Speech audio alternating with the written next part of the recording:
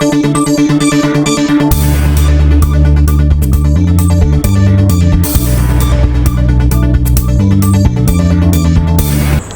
عرب نے اسرائیل کے نیوکلیائی پروگرام کو علاقے کے امن کے لیے خطرہ بتایا۔ ترکی کو اپنی اکانومی کے لیے سعودی عرب سے $10 بلین کی توقع۔ سعودی عرب کی اور بھی کئی خبریں ہیں، لیکن پہلے بتا دوں کہ سعودی عرب میں دہشت گردی کے ایک ملزم نے خودکش حملے میں خود کو ہلاک کر دیا۔ واقعے میں ایک پاکستانی اور دیگر 3 سیکیورٹی والے زخمی ہو گئے۔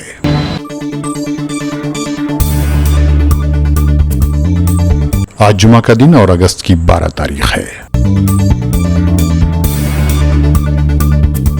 عرب دیس کے سننے والوں کو فیض الحق کا سلام۔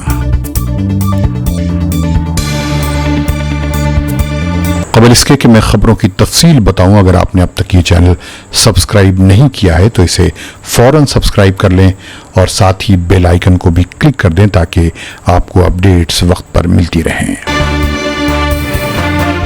سعودی عرب میں دہشت گردی کے ایک ملزم نے خود کو دھماکہ کر کے اڑا دیا اور جان دے دی۔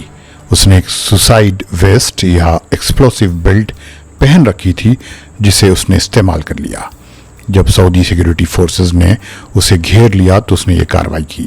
اس کا نام عبداللہ الشہری تھا۔ وہ دہشت گردی کے ان 9 ملزمین میں سے ایک تھا جن کی سعودی سیکیورٹی کو تلاش تھی۔ ان پر الزام تھا کہ انہوں نے 2015 میں اسیر کی سعودی ایمرجنسی فورسز کی مسجد میں دہشت گردی کا واقعہ انجام دیا تھا، جس میں 11 سیکیورٹی کے افراد اور 4 دیگر افراد ہلاک ہو گئے تھے۔ سعودی سیکیورٹی کے محکمے کو پتہ چلا کہ عبداللہ الشہری جدہ کے السامر علاقے میں ہے، جہاں اسے گھیر لیا گیا اور اسے گرفتار کرنے کی کوشش کی گئی، لیکن قبل اس کے کہ اسے گرفتار کیا جاتا اس نے خودکش لباس میں دھماکہ کر کے جان دے دی۔ اس واقعے میں ایک پاکستانی کے ساتھ 3 سیکیورٹی کے افراد بھی زخمی ہو گئے۔ ان 4 زخمیوں کو علاج کے لیے اسپتال میں داخل کر دیا گیا ہے۔ سعودی سیکیورٹی کو اس کے ایک بھائی ماجد الشہری کی بھی تلاش ہے۔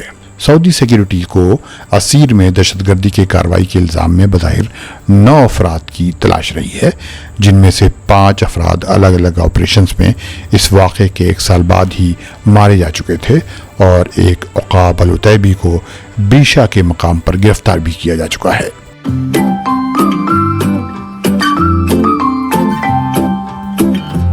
سعودی محکمہ موسمیات نے کہا ہے کہ جمعہ سے منگل کے درمیان ملک کے کئی حصوں میں کہیں کم اور کہیں زیادہ بارش ہو سکتی ہے۔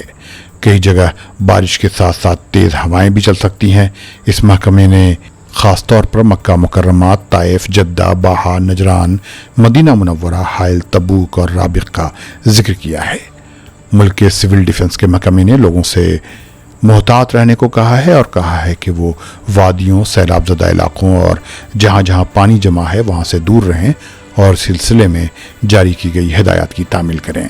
مکہ کی رائل اتھارٹی نے اعلان کیا ہے کہ سنیچر سے مسفلہ کے بعض مقامات پر ڈیمولیشن اور ترمیم کا کام شروع کر دیا جائے گا۔ ان میں شار تقوی کا ایگزٹ اور شار ہجرہ بھی شامل ہیں۔ سعودی عرب ترکی کی اکانومی کی مدد کرنے کے لیے ترک بانڈز اور اکاؤنٹس میں $10 بلین جمع کر سکتا ہے۔ مڈل ایسٹ آئی نے اپنی ایک رپورٹ میں کہا ہے کہ دونوں ملکوں کے درمیان ٹیکنیکل بات چیت جاری ہے۔ دونوں ملکوں کے درمیان 4 سالہ کشیدگی اور سرد مہری ختم ہو رہی ہے اور دونوں ایک دوسرے کے ساتھ نظر آ رہے ہیں۔ سعودی عرب نے کہا ہے کہ اسرائیل کا نیوکلیائی اسلحوں کے پھیلاؤ کو روکنے کے عالمی معاہدے یا نیوکلیئر نان پرولیفریشن ٹریٹی، جسے NPT بھی کہا جاتا ہے، پر دستخط کرنے سے انکار علاقے میں امن کے قیام میں ایک بڑی رکاوٹ ہے۔ یہ اپنی طرح کا پہلا بیان ہے جس میں سعودی عرب نے اسرائیل کی اس مسئلے پر مذمت کی ہے۔ بتایا جاتا ہے کہ سعودی عرب دوسرے گلف ملکوں اور اسرائیل کے ساتھ مل کر ایران کے نیوکلیائی پروگرام کے خلاف مہم چلا رہے ہیں۔ اقوام متحدہ میں سعودی عرب کے پرماننٹ ریپرزنٹیٹو عبدالعزیز الواصلی نے اسی ہفتے NPT پر ایک اجلاس کے درمیان کہا کہ اسرائیل کا NPT پر دستخط کرنے سے ٹال مٹول نیوکلیائی اسلحوں کو پھیلنے سے روکنے کی راہ میں بڑی رکاوٹ ہے اور یہ اس خطے کے لیے بھی بڑا خطرہ ہے۔